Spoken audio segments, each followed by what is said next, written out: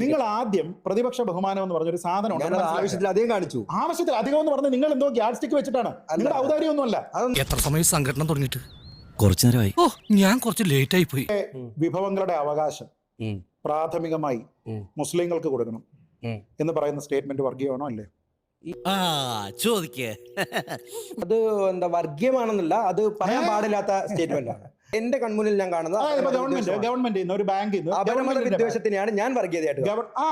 അപരമത ഉദ്ദേശം ഇല്ലേ? ന്യൂനപക്ഷം ആയതുകൊണ്ടായിരിക്കും ചിലപ്പോ അങ്ങനെ പറഞ്ഞത്. ന്യൂനപക്ഷങ്ങളായിരിക്കും അങ്ങനെ എന്നിപ്പോ പറഞ്ഞല്ലോ.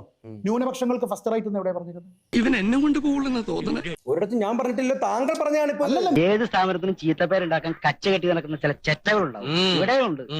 അതാ ഈ അവതാരം. ഉദാഹരണം പറയാം. സ്റ്റേറ്റ് ബാങ്ക് ഓഫ് ഇന്ത്യ ഗവൺമെന്റിന്റെ ബാങ്ക് ലോൺ തരുന്നു. ലോൺ തരുന്നതെല്ലാം ആദ്യത്തെ പ്രയോറിറ്റി ഹിന്ദുക്കൾക്ക്, പിന്നെ മുസ്ലിങ്ങൾക്ക്, പിന്നെ ക്രിസ്ത്യാനികൾക്ക്. അങ്ങനെ പറഞ്ഞാൽ അത് വർഗീയമാണോ അല്ലേ? അത് വർഗീയമാണ്. അത് തന്നെ വർഗീയമാണോ? ഉറപ്പിക്കാമോ? അത് വർഗീയം. ഞാൻ ഇപ്പോഴും അതിനെ ഒരു ഒറിജിനൽ സ്റ്റേറ്റ്മെന്റ് ഞാൻ പറയാം. ഇന്ത്യയിലെ നമ്മുടെ രാജ്യത്തെ വിഭവങ്ങളുടെ പ്രാഥമിക അവകാശം മുസ്ലിങ്ങൾക്കാണ്.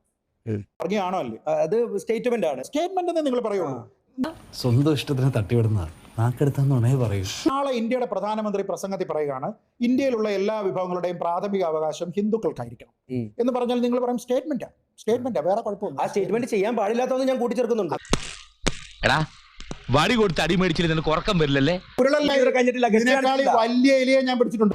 ശ്രീധര, ഞാൻ ആരെയും ബുദ്ധിമുട്ടിക്കാറില്ല, എന്നെയും ബുദ്ധിമുട്ടിക്കരുത്. ബുദ്ധിമുട്ടിച്ചാൽ പിന്നെ ബുദ്ധിമുട്ടാകുമേ, നീ താങ്ങത്തില്ല കേട്ടോ.